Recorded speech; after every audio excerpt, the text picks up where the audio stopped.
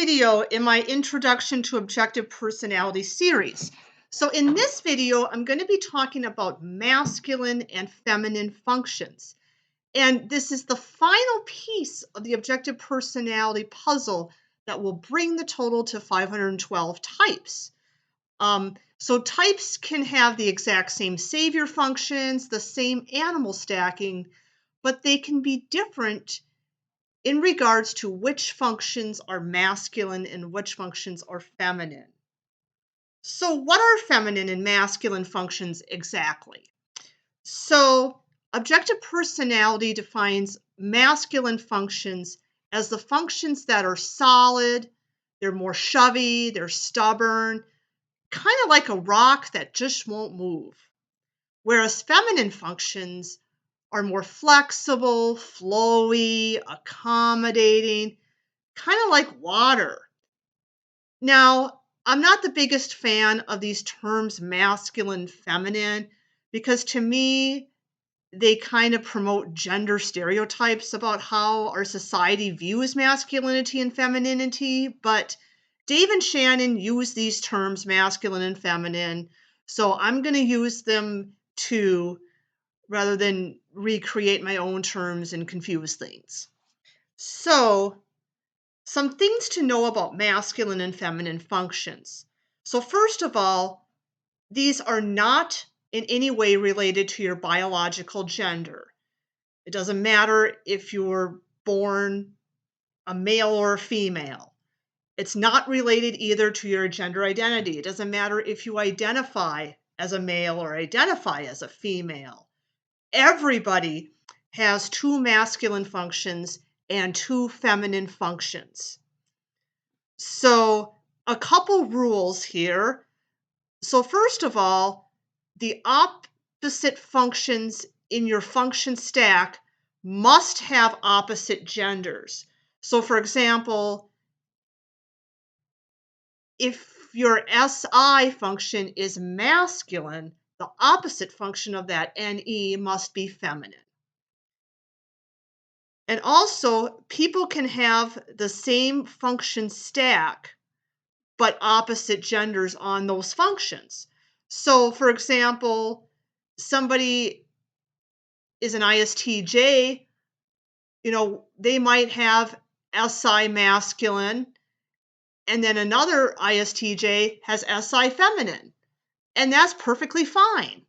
And that's how we get variation in type. And the savior and demon functions can be either gender. So sometimes people think, well, the masculine functions are the stronger functions, or they're the savior functions.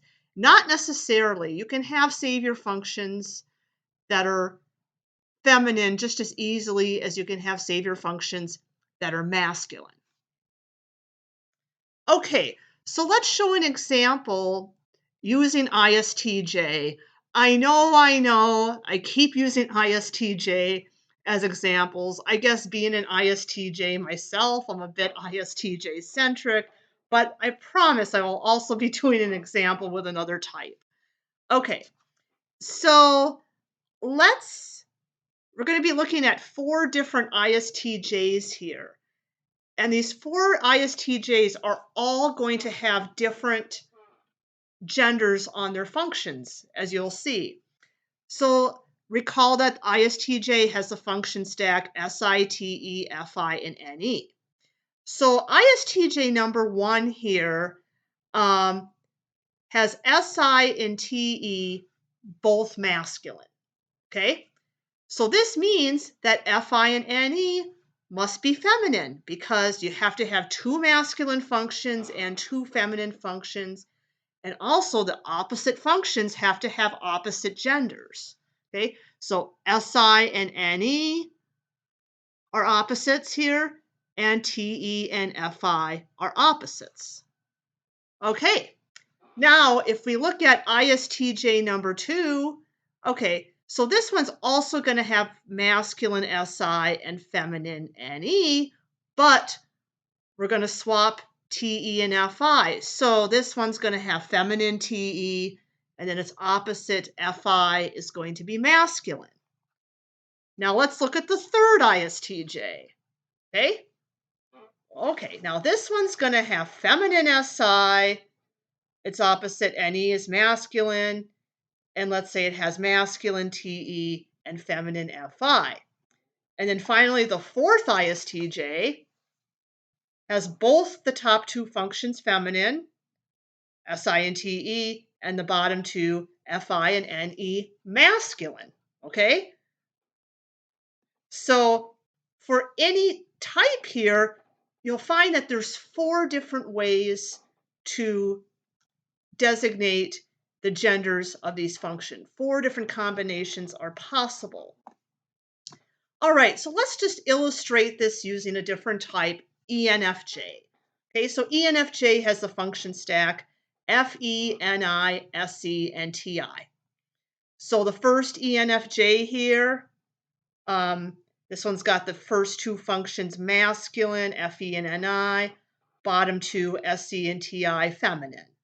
The second one here, masculine, FE, feminine TI, feminine NI, and masculine SE. And then the third one is the opposite of the second, feminine FE, feminine SE, masculine NI, masculine TI.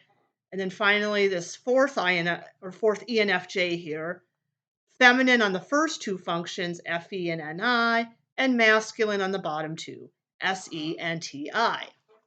Okay, again, 4 different ways to arrange the masculinity and femininity of the functions.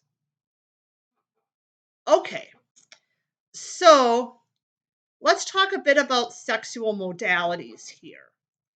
So there's a way to designate, these differences in masculinity and femininity. So this table here represents shorthand that you use. So in terms of what society in general considers to be masculine or feminine, just, like I said, I know I'm talking about stereotypes here, but typically masculine people, as we think of as masculine, one quality that comes into masculinity is having the sensory function masculine, because they're shoving on physical reality kind of makes them maybe more physically aggressive in reality. And the second one is the extroverted decider function. So remember, extroverted decider functions are either FE or TE.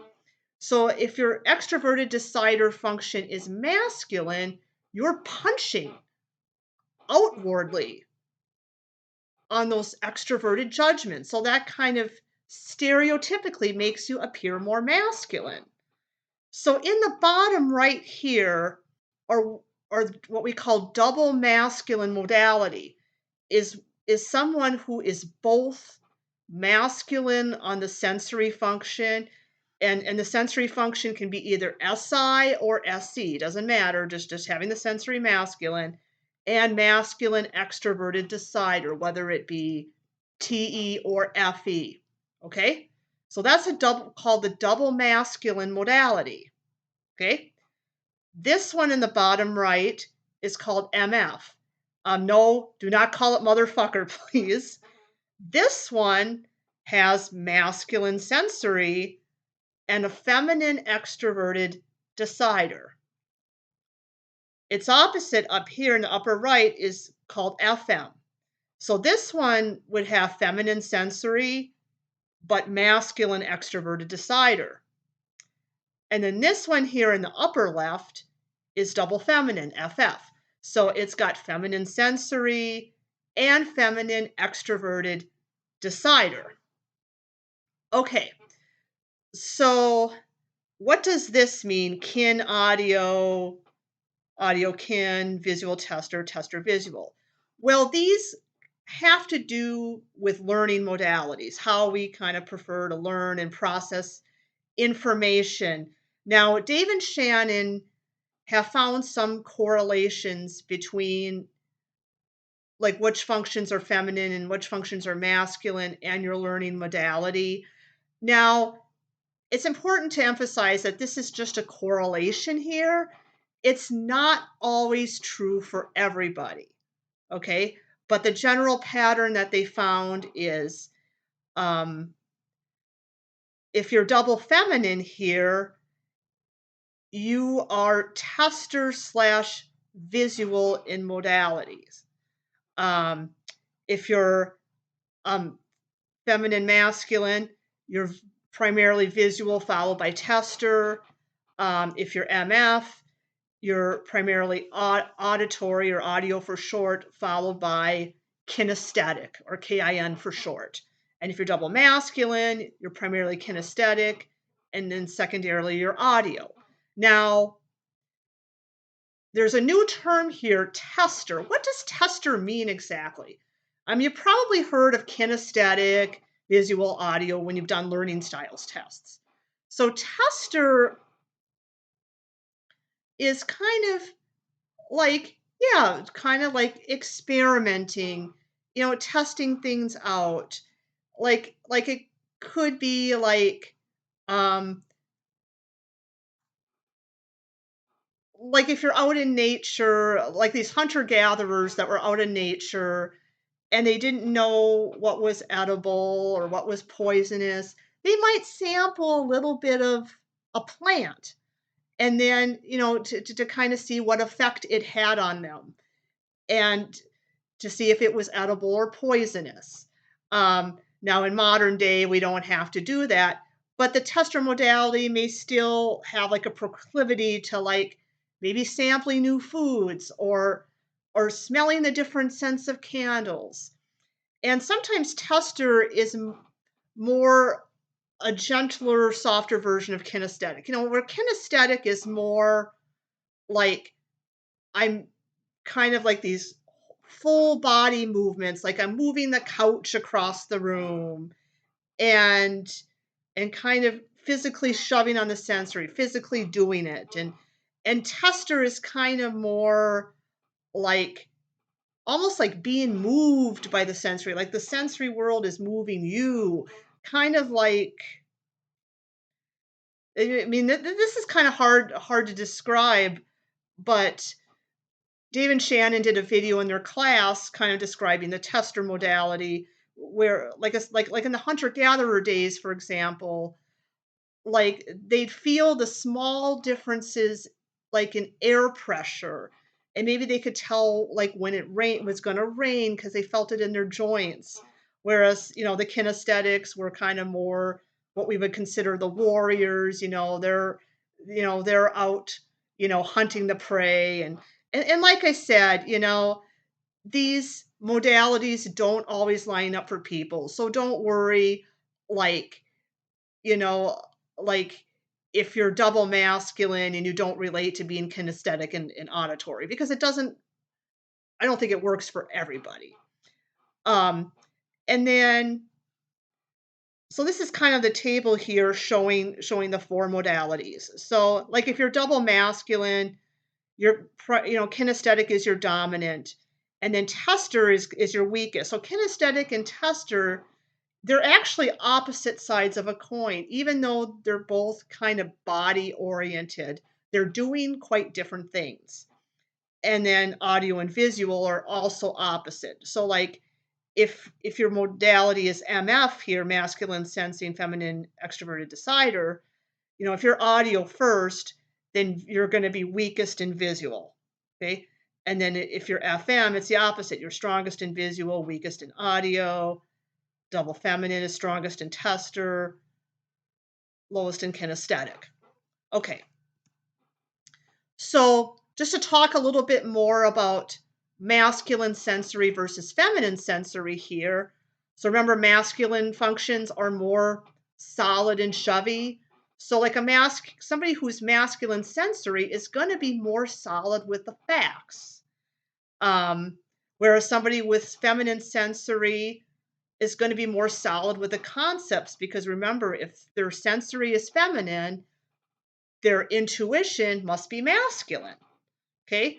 So like masculine sensory people, they're really going to remember the facts, the specifics, like names or timelines, like what time this took place. There's a focus on timelines with masculine sensory, whereas feminine sensory is kind of more memorizing the visuals of something. Maybe not when it happened, but like the visual scene.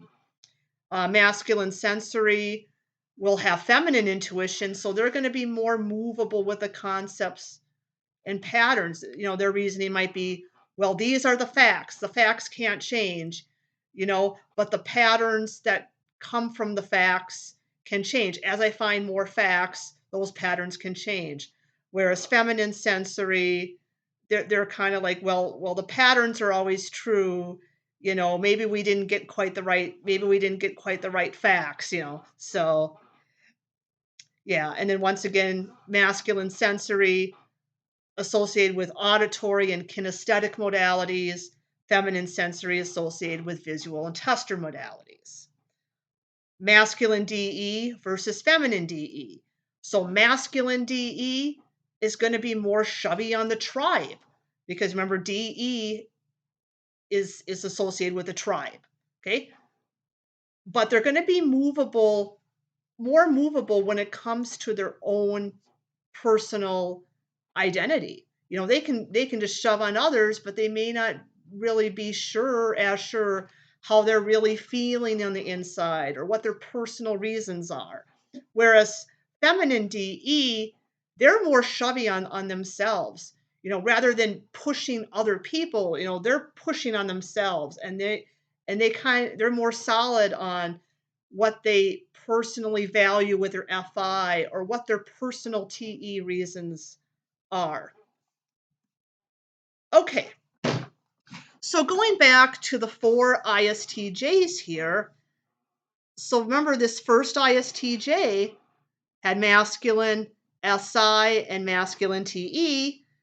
This one would be what we call the double masculine version of ISTJ, because it's got masculine sensing and because its extroverted decider function is masculine.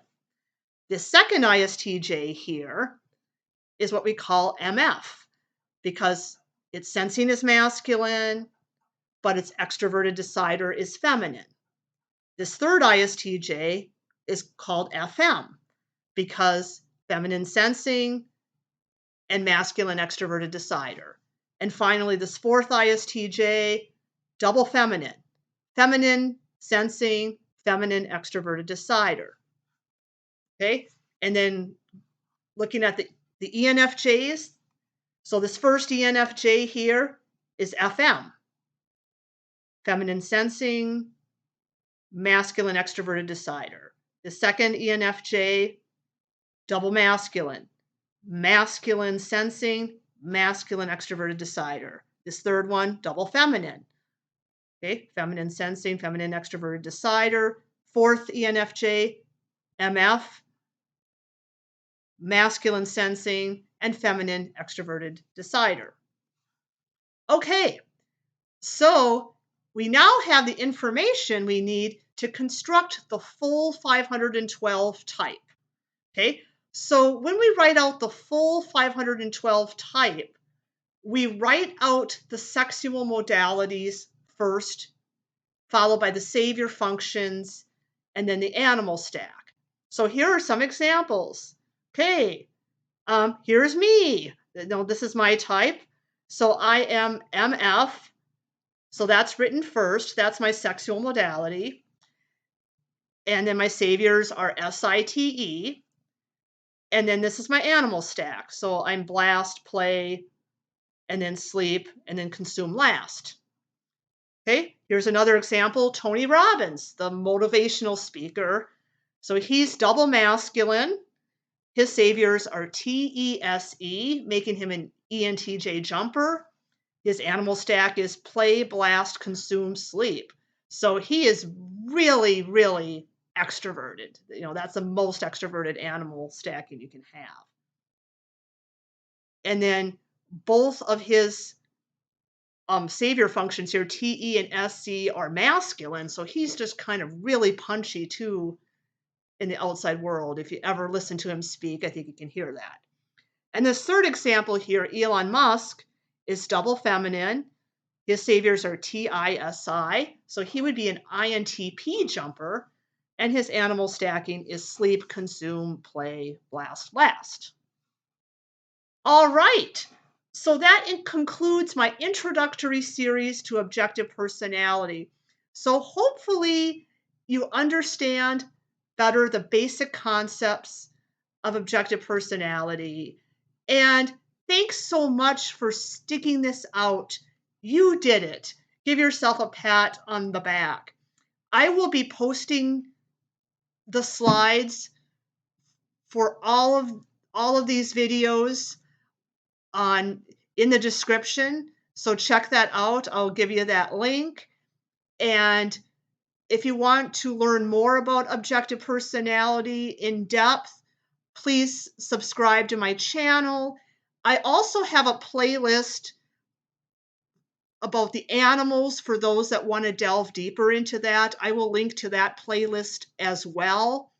And I'm going to be doing one more follow-up video. And this is just to review the concepts that I've taught you in this past series. And you'll have more practice deconstructing that 512 type code. It's just an optional review session. So check that out as well. Have a great day. Goodbye.